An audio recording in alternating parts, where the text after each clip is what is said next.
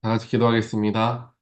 사랑의 하나님, 감사합니다. 오늘도 저희들 주님을 사랑하는 마음을 가지고 주 앞에 나와 하나님의 말씀을 듣고 묵상하며 기도하는 시간을 갖게 하여 주심에 하나님 감사합니다. 오늘도 우리에게 새로운 하루를 허락하여 주시고 또한 새로운 힘과 생명을 또한 주시어서 하루를 또한 맞이하게 하여 주심에 하나님 또한 감사합니다. 모든 것이 주어진 것이 하나님의 은혜임을 기억하는 겸손한 우리 모두가 되게 하시고 주님께서 우리의 삶 가운데 행하시고 역사하셨던 모든 것들을 기억하고 또한 항상 마음에 새겨두며 삶의 여러 가지 결정을 내릴 때에 또한 나의 행동을 취할 때에 하나님의 능력에 의지하여서 할 수 있는 그런 우리의 믿음이 될 수 있도록 하나님의 역사하여 주시옵소서.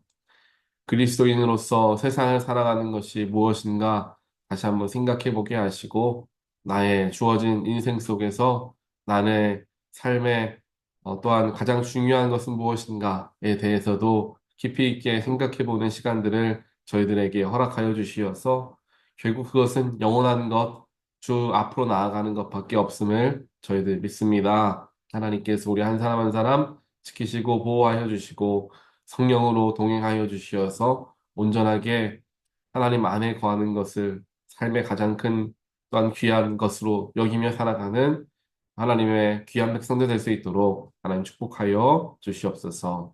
오늘도 하나님 말씀을 대합니다. 말씀을 묵상할 때에 우리에게 깨우침을 허락하여 주시고 깨달은 바대로 순종하며 살아가는 주님과 동행하는 하루 되게 하여 주시옵소서. 이 모든 말씀 예수 그리스도 이름으로 기도합니다. 아멘. 오늘 주신 하나님 말씀 함께 보겠습니다.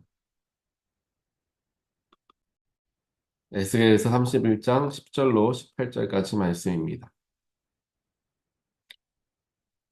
그러므로 나 주 하나님이 말한다. 그 나무의 키가 커지고 그 꼭대기가 구름 속으로 뻗치면서 키가 커졌다고 해서 그 나무의 마음이 교만해졌다. 그러므로 나는 그 나무를 민족들의 통치자에게 넘겨주고 그는 그 나무가 저지른 악에 맞는 마땅한 벌을 내릴 것이다. 나는 그 나무를 내버렸다.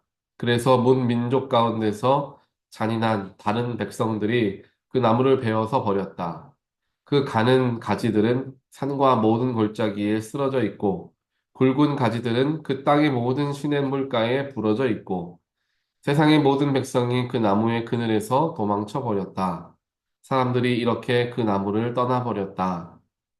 그 쓰러진 나무 위에 공중의 모든 새가 살고 그 나무의 가지 사이에는 들의 모든 짐승이 산다.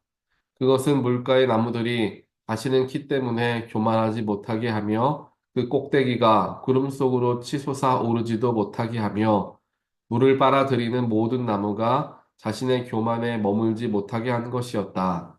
그것들은 모두 죽음에 넘겨져서 지하로 내려가고 깊은 구덩이로 내려가는 사람들 속에 들어 있게 하였기 때문이다. 나 주 하나님 말한다. 그 나무가 수월로 내려갈 때에 내가 지하수를 말리고 강물을 막고 흐르는 큰 물을 모두 멈추게 하겠다. 또 내가 레바논 산으로는 그 나무를 애통하여 통곡하게 하겠고 온 누리의 모든 나무는 그 나무를 애도하여서 시들어 죽게 하겠다. 내가 그 나무를 수월로 내려보낼 때에는 깊은 구덩이로 내려가는 사람들과 함께 그 나무를 그리로 보낼 것이니 그 나무가 수월로 떨어지는 큰 소리를 듣고서 뭇 민족이 벌벌 떨 것이다. 이미 수월에 가 있는 에덴의 모든 나무와 물을 흠뻑 먹으며 자란 레바논 산의 가장 좋은 나무들이 그 나무가 이렇게 심판을 받는다는 것을 보고는 수월에서 큰 위로를 받을 것이다. 나무들도 그 나무와 함께 수월로 내려가서 이미 거기에 먼저 와 있던 나무들, 곧 칼에 찔려서 살해된 자들, 살아생전에 그 나무의 그늘 밑에서 살다가 수월로 돌아온 자들에게로 돌아갈 것이다. 에덴의 나무들 가운데서 어떤 나무가 너처럼 화려하고 컸더냐? 그러나 너도 이제는 에덴의 나무들과 함께 수월로 끌려가서 할례받지 못한 사람들 가운데 섞여 칼에 찔려 죽은 사람들과 함께 누울 것이다. 바로와 그의 백성 모두가 이렇게 될 것이다. 나 주 하나님의 말이다. 아멘. 오늘 우리가 함께 보는 에스겔서 31장 말씀에서 이제 하나님께서 에스겔에게 말씀하시는 내용의 장면이 기록되어 있습니다. 어제 말씀과 더불어서 이어져서 하나님께서 이집트를 어떻게 이제 심판하실 것인가, 또 이집트는 왜 심판을 당할 수밖에 없었는가에 대한 이야기를 우리가 함께 읽게 되었습니다. 오늘 말씀을 보니까 이집트라는 나라를 하나님께서 처음에는 어, 이집트란 나라가 큰 나무가 될 때까지 많은 영양분을 얻었고, 또한 그를 통하여서 나무가 점점점 더 넓어지고 높아질 수 있었다라는 이야기를 많이 합니다.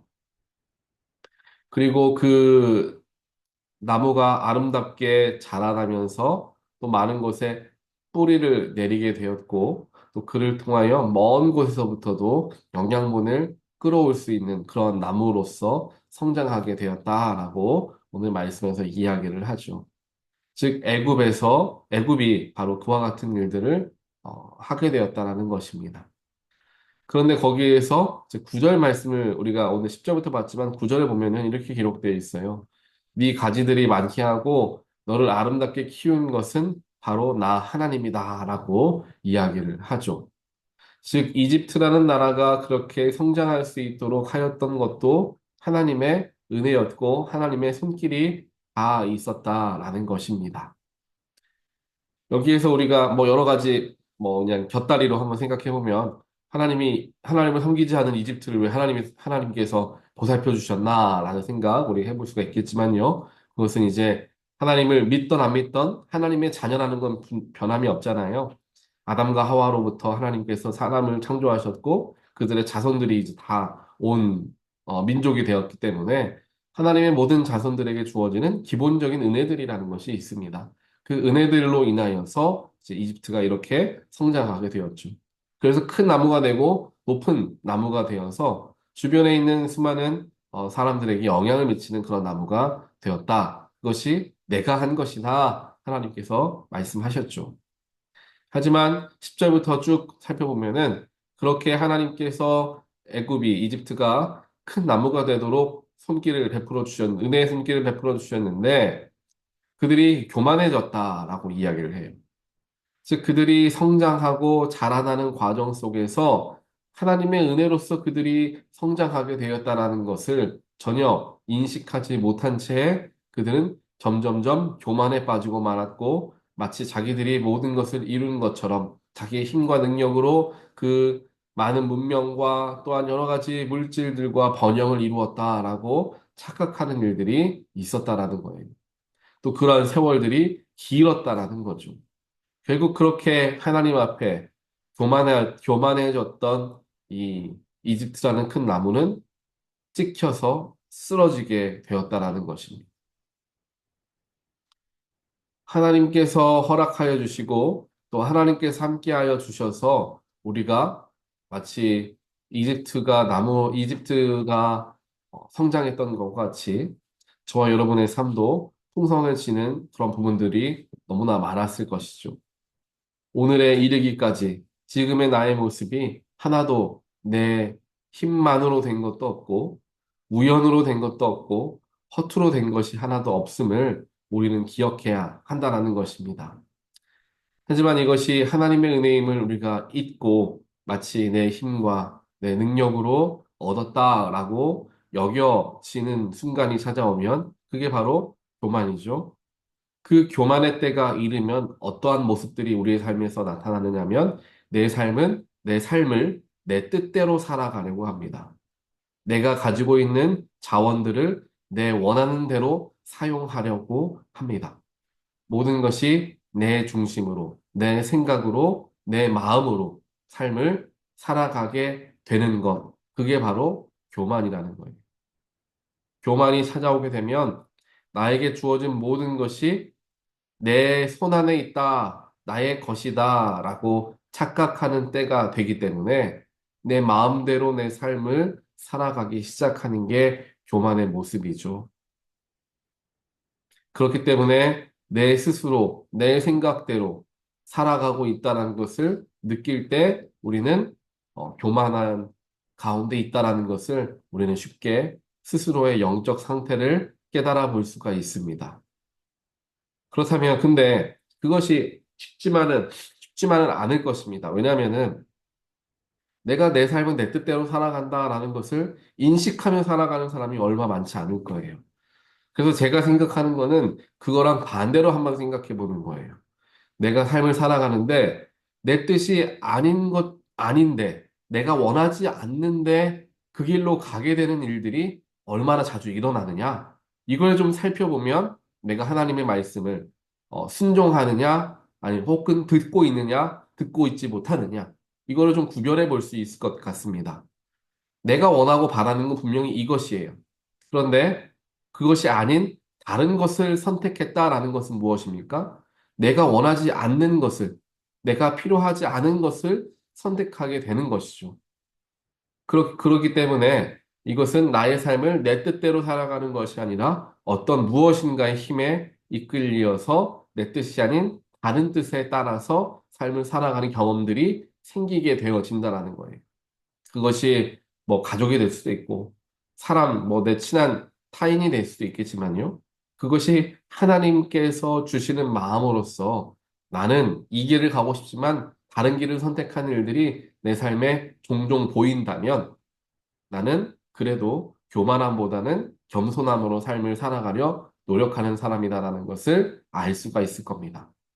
하지만 반대로 내 삶에 다른 내가 원하지 않는 것을 선택했던 경험들이 잘 기억나지 않는 때를 보낸다면 쉽게 우리는 우리가 내 생각대로 내 뜻대로 삶을 살아가는구나. 내가 교만해져 있구나라는 것을 깨우치게 된다라는 거예요. 성경을 보게 되면 하나님께 귀하게 쓰임 받던 인물들도 이 교만함 하나 때문에 넘어지는 일들이 너무나 많이 기록되어 있습니다. 우리가 다들 잘 아시는 것처럼 이제 이스라엘의 초대 왕이었던 사울 왕도 처음에는 하나님께 굉장히 열심이었고 하나님의 은사를 받은 사람이었어요. 하나님의 영이 그 가운데 있었다라고 하죠. 그러한 사람이었지만 왕위에 오르고 이제 하나둘씩 자기의 마음대로 모든 것을 할 수 있게 되는 때를 경험하다 보니까 하나님께 제사 드리는 것조차도 자신이 하는 게 뭐가 문제인가? 나는 하나님이 세우신 왕인데, 이 나라를 다스리는 왕인데, 누가 뭐라고 하겠느냐? 라고 생각하며 본인이 제사를 집례하죠. 그 일로 말미암아 사울은 하나님께 벌을 받아서 자기가 가지고 있던 모든 것을 놓쳐버리고 맙니다. 또 우리가 알고 있는 이제 삼손 사사도 마찬가지죠. 하나님의 영이 임한 사람이었어요. 하지만 자기 힘만을 의지해서 자기가 원하는 대로만, 자기가 좋아하는 대로만 삶을 살아갔어요. 그러다가 결국에 하나님께 가지고 있던 모든 힘을 다 빼앗기고 마는 거죠. 이 하나님 앞에 겸손함을 지키며 살아간다는 것이 그렇게 어려운 일일 수 있다는 거예요. 우리가 쉽게 교만이라는 것을 쉽게 자주 접하는 단어이기 때문에 그 단어의 그 무게에 대해서 우리가 잘 인식하지 못하고 지나가는 경우가 많은데 교만이라는 것이 결국 하나님과의 관계가 완전히 틀어지고 깨지는 것을 의미합니다. 그래서 우리는 날마다 항상 조심해야 되는 게 이 교만이에요. 이 교만하는 것만 조심하여서 교만보다 겸손한 삶을 살아가려는 노력만 기울여도 하나님과 우리와의 관계가 굉장히 가까워지고요. 또한 우리의 삶을 대하는 자세가 굉장히 많이 바뀌게 됩니다. 어떻게 보면은 그리스도인으로서 하나님과 동행하는 삶을 살아가고 하나님이 원하시는 선택과 결정을 내리며 살아가는 데 있어서 필수적인 게 바로 겸손입니다. 겸손하지 못하면 하나님의 말씀 들을 수 없고요. 듣는다 하여도 그 말씀대로 살아갈 수가 없습니다. 누군가가 나에게 깨우치는 말을 허락하여도 내가 교만해 있으면 네가 뭘 한다고 나한테 이야기하느냐? 내가 옳다라고 생각하며 다른 사람 말 무시하고 듣지 않습니다. 이 겸손한 사람이 영적으로도 승리하고요. 세상적으로도 승리합니다. 겸손해야지 다른 사람의 조언도 들을 수 있죠. 겸손해야지 다른 사람에게 필요할 때 도움도 요청할 수 있습니다. 하지만 겸손하지 못하면 다른 사람 말 듣지 않고 내가 너에게 왜 도움을 받아야 되나? 라는 마음으로 쉽게 손을 내밀도 못하여서 결국 그 속에서 멸망하고 마는 일들이 인간의 세상에서도 일어나고 있다라는 겁니다. 그렇기에 겸손이라는 것은 영적으로나 또한 우리의 육적으로나 굉장히 우리에게 중요한 덕목이 된다라는 것을 기억해야 할 것입니다. 보통 이 겸손을 잃어버리고 교만의 길로 나아가는 그런 때가 있는데 그때는 내 생각대로 뭔가 좀 할 수 있게 되는 때가 그래요. 우리 어린 아이들을 보면은 아직은 아이들이 어리고 부모와 함께 항상 살아가고 있고 학교에 갔을 때는 선생님이라는 어른이 있기 때문에 아이들은 항상 자기들이 무엇인가 하기 이전에 어른들에게 묻는 일들을 합니다. 집에서도 아이들이 물어요. 엄마, 아빠, 뭐 먹어도, 뭐 과자 같은 거 먹어도 돼요? 물어본다든지. 혹은 화장실 가는 것도 선생님은 학교에서도 이야기하니까 집에서도 가기 전에 엄마, 아빠한테 화장실 갈게요 라고 이야기하고 화장실에 간다거나 모든 것을 하기 전에 엄마, 아빠한테, 어른들한테 묻는 일들을 하는 거고요. 그게 굉장히 자연스럽습니다. 그리고 그렇게 했을 때에 본인들에게 훨씬 더 좋다라는 것을 아이들이 아는 거죠. 자기의 마음대로, 원하는 대로 했다가 어른들한테 혼나기도 하고 또 엄마 아빠한테 꾸중 듣기도 하니까 묻고 하면은 그런 일이 줄어들겠죠. 그래서 아이들이 항상 부모님들이나 어른들에게 물으면서 행동을 결정을 합니다. 그런데 아이들이 점점점 커지고 자기의 힘으로써 뭔가를 혼자서 할 수 있는 때가 이르게 되면 물어보지를 않는 거죠. 물을 사람도 없습니다. 그래서 이제 특별하게 아이들이 커서 집을 나가게 되면 부모와 떨어져서 혼자 살아가게 되면 옆에 누군가 어른이 있지 않으니까 자기의 생각대로 자기의 마음대로 모든 걸 결정하고 삶을 살아가게 되죠. 그래서 그 시기에 이제 청년들이 자주 무너지는 일들이 일어나게 됩니다. 갑작스럽게 자유라는 게 손에 확 들어오니까 그걸 어떻게 사용할지를 모르는 거죠. 그렇기 때문에 그러한 때에 무엇인가 내 스스로 이제 좀 할 수 있겠다 하는 순간에 교만이 찾아온다라는 거예요.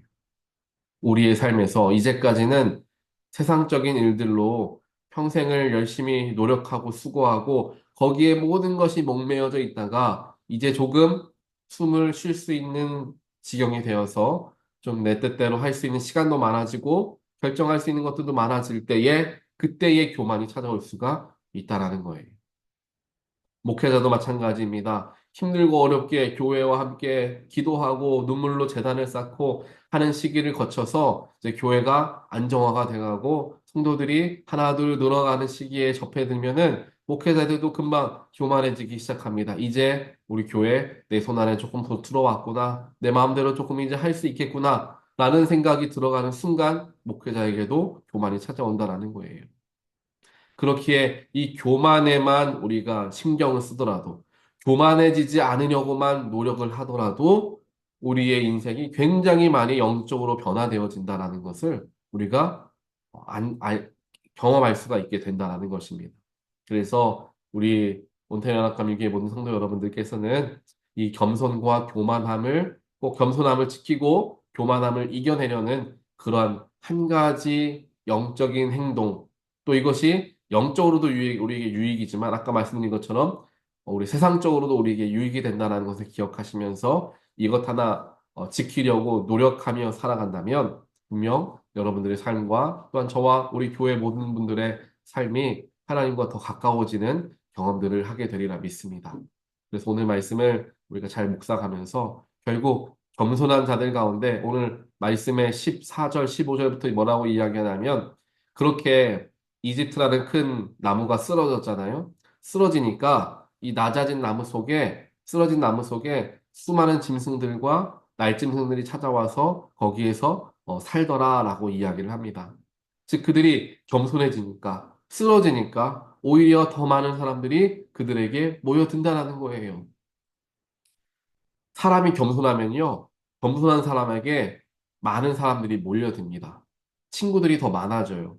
이 친구랑 이야기하다 보면 이 친구는 겸손해서 자기 주장 세지 않고 다른 사람 이야기 경청할 줄 알고 공감할 줄 아는 겸손한 사람이기 때문에요. 주변에 있는 사람들이 그 사람 만나고 싶어 해요. 더 그 사람하고 그 사람 더 부르고요. 그 사람 대화하려고 합니다. 교회도 마찬가지예요. 교인들이 겸손하면요. 교회 처음 나온 성도들이, 아, 이 교회는 윗사람, 아랫사람 이런 거 구분 없고, 더 부담 없이, 내가 쉽게 들어가서 함께 예배할 수 있는 교회구나. 문턱이 높지 않구나. 사람들이 더 몰려드는 거예요. 요즘에 SNS 같은 거 살펴보면요. 좋은 교회를 찾는 사람들의 이야기들이 많이 기록이 나와 있어요. 근데 그분들이 이야기하는 게 문턱이 높지 않은 교회, 뭔가, 교회라고 해가지고 나는 막 옥죄지 않는 그런 교회, 하나님께 온전하게 예배에 집중할 수 있는 교회, 그런 교회를 찾는 사람들이 많은 것을 볼 수가 있습니다.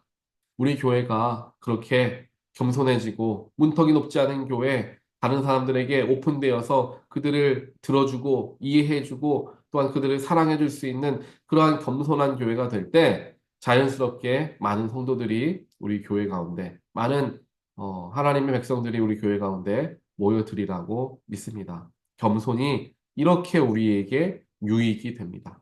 그래서 오늘 하루는 겸손하게 살아가고자 한번 수고해보고 노력해보는 저와 여러분의 삶이 되시기를 간절하게 바랍니다. 같이 기도하겠습니다. 사랑의 하나님 감사합니다. 오늘 말씀을 통하여서 이집트가 교만하여 모든 게 무너지고 결국에 모든 게 낮아지게 되었을 때에 그를 통하여 수많은 짐승들이 함께 모여 살게 되었음을 보게 하면서 교만함의 악함과 겸손함의 귀함을 오늘 깨닫게 하시니 하나님 감사합니다. 하나님 내가 더욱더 겸손해지게 하여 주시어서 내 삶을 내 뜻대로 살아가는 것이 아니라 하나님께 물으며 혹은 내 주변의 믿음의 사람들에게 물으며 삶을 살아나갈 수 있는 우리가 될 수 있도록 축복하여 주시옵소서. 겸손의 덕을 영적으로나 육적으로나 더욱더 얻고자 노력하게 하여 주시어서 사람들이 나와 함께 대화하다 보면 그들의 마음이 편안해지는 그런 겸손함을 우리에게 허락하여 주시고 하나님을 찾아 예배에 목말라 하는 성도들이 우리 교회에 나와서 겸손한 우리 교인들의 사랑을 받게 되며 우리 교회에 더 많은 성도들이 모여드는 그런 일들이 결국 낮아짐과 겸손함 속에서 이루어지게 됨을 오늘 말씀을 통하여 깨닫게 하시니 하나님 감사합니다. 우리 교회 또 우리들의 모두의 삶이 이 겸손에 더욱더 마음을 합하게 하여 주시어서 우리 모두가 하나님께 귀하게 쓰임받는 인생 또 교회 되어질 수 있도록 하나님 축복하여 주시옵소서. 이 모든 말씀 예수 그리스도 이름으로 간절히 기도합니다. 아멘.